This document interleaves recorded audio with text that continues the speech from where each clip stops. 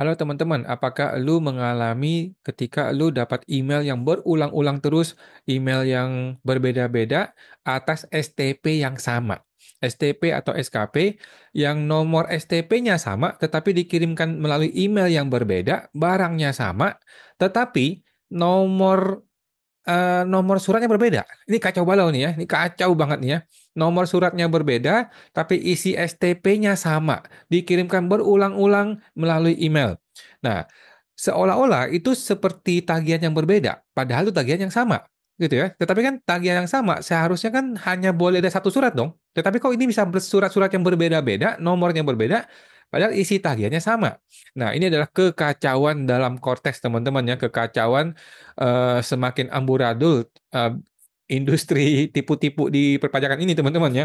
Tetapi oke lah, solusi sederhana gini, solusi sederhananya adalah teman-teman nggak usah lihat email. Ya, lu nggak usah lihat email.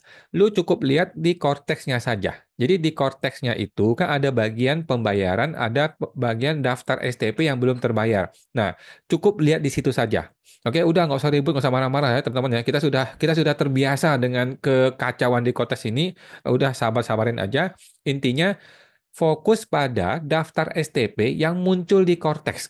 Oke, tidak perlu fokus di email. Nggak usah marah-marah, nggak usah ribut ya, nggak usah mencak-mencak teman-teman ya. Kalau lu memang serius, lu gugat ke pengadilan gitu kan. Tapi kalau nggak usah lah, nggak usah marah-marah gitu ya. Intinya fokus pada konteks, pada STP yang muncul di konteks, tidak usah lihat di email, abaikan yang di email. Di konteks itu, daftar STP-nya itu sudah real dan tidak terdouble-double, nggak triple-double, berganda-ganda itu tidak ya. Nah, fokus pada STP yang muncul di konteks dan langsung bayar saja gitu ya. Kalau angkanya masuk akal, udah nggak usah ribut, bayarin aja teman-temannya.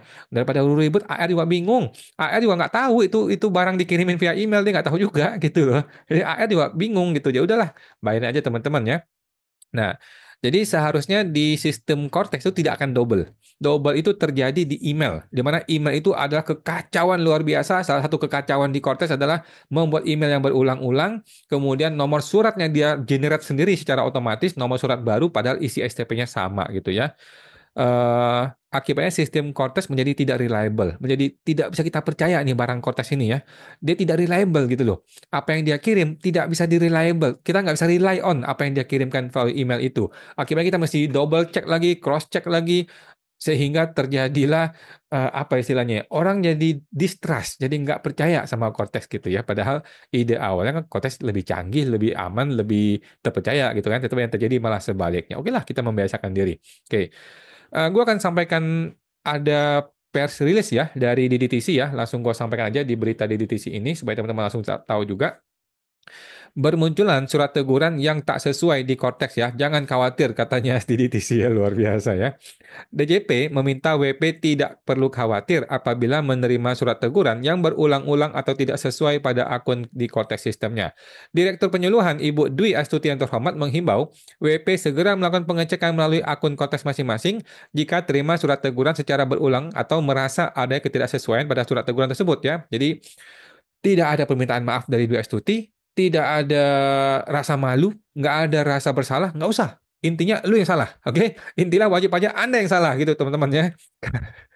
Kalau lu terima surat teguran yang menurut lu salah, lu cek sendiri, kata Dwi Astuti ya. Lu cek sendiri, tanya diri lu sendiri, tanya ke korteks lu ya. Jangan salahkan kami katanya. Memang bang, si oknum ini ya. Tapi itu di negeri Konoha teman-teman ya. Kalau Dwi Astuti yang ini mah orang baik ya. Jika memang terdapat kesalahan administrasi atas penerbitan surat itu dapat dibatalkan secara jabatan.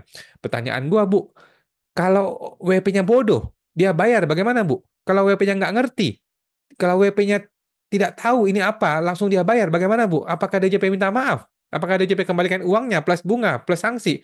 Ya udahlah, nggak usah di, itu ya, nggak usah dibahas lagi ya.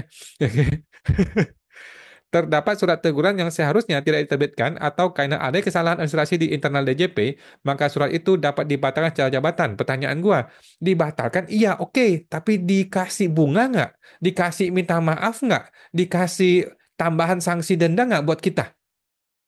Aduh, Bu Dwi ya. Dia mengatakan bla bla bla bla bla bla. Intinya Kalau dia salah, tidak perlu minta maaf. Kita yang harus bikin permohonan pembatalan. Atau dia membatalkan secara jabatan. Masalahnya kan, kalau kita nggak komplain, ya dia tidak akan membatalkan secara jabatan. Gitu kan? Kalau lu nggak komplain, ya nggak akan dibatalkan secara jabatan. Gitu kan? Jadi kita yang mesti effort, kita yang mesti kerja keras, kita yang mesti memohon untuk dibatalkan.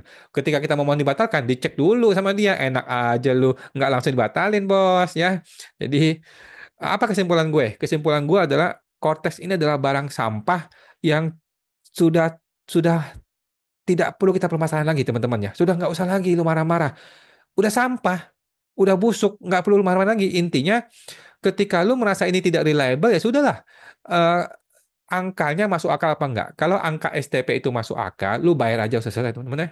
Lu bayar aja, udah nggak usah basa-basi, nggak usah pusing. AR juga bingung. Lu tanya AR juga bingung. Nih apa nih? Dia cek dulu, cek kemana? AR aja sistemnya amburadul gitu kan.